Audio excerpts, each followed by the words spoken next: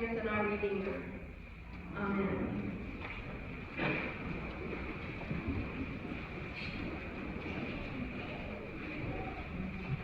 So I'm the eldest in my family. There are two of us. The usurper, my little sister, came in at when I was 4.5 years old, and I'd had 4.5 years of being the only child. And everything revolved around me. And I had been promised a playmate. And it squeaked and squealed and took all of my mother's attention away from me and was centered on this wet thing. We didn't actually reconcile until after we had both been divorced. I never forgave her for coming in and ruining my life. And I was watching her every move because she did it wrong, don't you know? She messed things up and left them, and I got in trouble for it. She started the fights. She didn't. It was never my fault. We both got therapy. But the story of these bitternesses between eldest and youngest, or eldest and next young, whatever it is, are ancient. Cain and Abel did not work out well in the end. And this story doesn't start when the father divides his property without even a blink. You notice that? He just says, okay, here, take half my wealth, and you, the oldest son, who was supposed to get all of it. Remember, the eldest son inherits the father's property, all of it.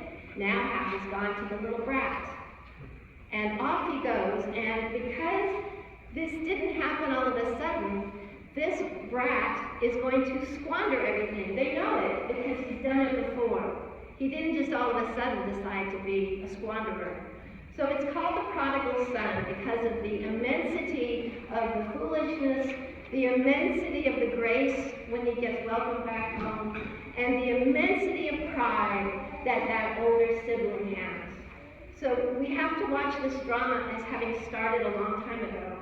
So once the younger one goes off, that older son is not happy.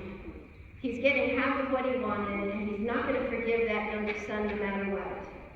The father, on the other hand, who is the great forgiver in this story, he knows that the only way this beloved son of his, and I do believe he loved this son more than he loved the older, the only way he's going to learn his lesson is if he absolutely needs God, because he thinks he is the God, that he can have all this wealth and take his father's property with no repercussions. And that's not the way God works. In God's kingdom, everything belongs to God. It's not about which child has the most, and it's not about the father who gives. It's about everything belonging to God. So indeed, the prodigal son, or the one who went off and squandered a huge amount of money and wealth, and it belonged to God, comes back, and he is the picture of perfect forgiveness. He says, don't take me back as your son. Take me as a slave, because that is what I deserve. And he's ready to say that. But before he's hardly even visible, his father's like looking for him. How else would he have seen him so far away? He sees him, and he runs to meet him, closing the distance with love and fervor and rejoicing, and envelops him in this hug that forgives everything. Now the older brother's even angry. If you were to see this, what would you think? He gets all the love. Look at that. He's getting hugged and forgiven. He's not responsible for anything. But that's not how the story works out. So the son comes, the fatted calf is killed, they're all having a grand party, and where is the oldest son?